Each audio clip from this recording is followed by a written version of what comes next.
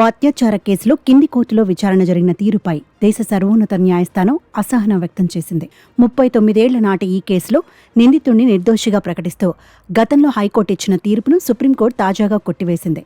నిందితుడికి jail శిక్ష ఖరారు చేస్తూ ధర్మాసనం తీర్పునిచ్చింది.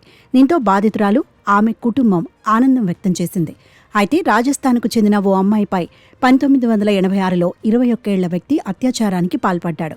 అప్పటికే ఆమె మైనర్ కావడంతో బాధితురాలి కుటుంబం ఫిర్యాదు మేరకు పోలీసులు నిందితుడిని అరెస్ట్ చేసి దర్యాప్తు జరిపారు. ఈ కేసులో విచారణ జరిపిన ట్రయల్ కోర్టు 1987 నవంబర్లో అతన్ని దోషిగా తేల్చి 7 ఏళ్ల జైలు శిక్ష విధించింది.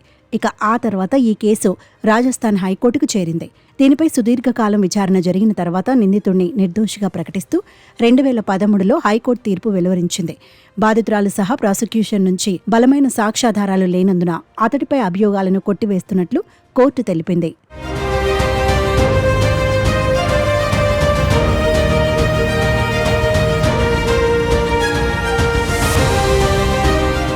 ఈ క్రమంలోనే రాజస్థాన్ హైకోర్టు ఇచ్చిన తీర్పును సవాల్ చేస్తూ బాధితురాలి కుటుంబం సుప్రీంకోర్టును ఆశ్రయించింది.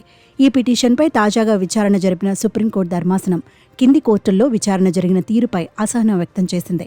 బాధితురాలు, ఆమె కుటుంబం వారి జీవితంలో చోటు చేసుకున్న ఈ భయానక అధ్యయనానికి ముగింపు పలికేందుకు 4 దశాబ్దాలు ఎదురు చూడాల్సి రావడం బాధాకరమని తెలిపింది. విచారణ సమయంలో బాధితురాలు కన్నీళ్లు పెట్టుకోవడం తప్ప ఏం జరిగిందో చెప్పలేకపోవడం నిజమేనని, కానీ ఇలాంటి పరిణామాలు నిందితుడికి అనుకూలంగా మారకూడదని వెల్లడించింది. ఘటన కారణంగా మానసిక కుంగుబాటుకు లోనవటం వల్లే బాధితురాలు మౌనంగా ఉండిపోయిందని, ఆమె ఇచ్చిన వాంగ్మూలం ఆధారంగా మొత్తం విచారణ భారాన్ని బాధితురాలి భుజాన వేయటం సరికాదని వెల్లడించింది. ఈ కేసులో హైకోర్టు ఇచ్చిన తీర్పును పక్కన పెట్టింది. నిందితుడికి 7 ఏళ్లు జైలు శిక్ష విధిస్తూ ట్రయల్ కోర్టు ఇచ్చిన తీర్పును సమర్థించింది.